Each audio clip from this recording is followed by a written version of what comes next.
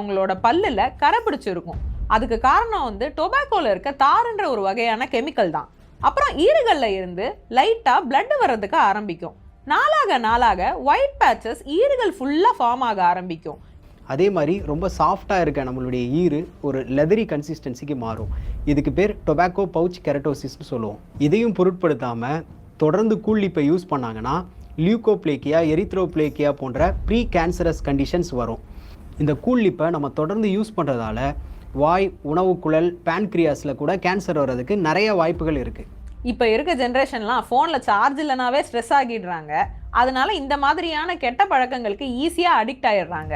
இந்த அளவுக்கு போகாமல் ஸ்டார்டிங்லேயே அவங்களை இதிலிருந்து வெளியே கொண்டு வர்றதுக்கான முக்கியமான பங்கு 2 பேருக்கு இருக்குது.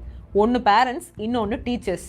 குட்கா, பான் மசாலா மாதிரியான டொபாக்கோ ப்ராடக்ட்ஸ் யூஸ் பண்ணும்போது ஸ்மெல் வரும்.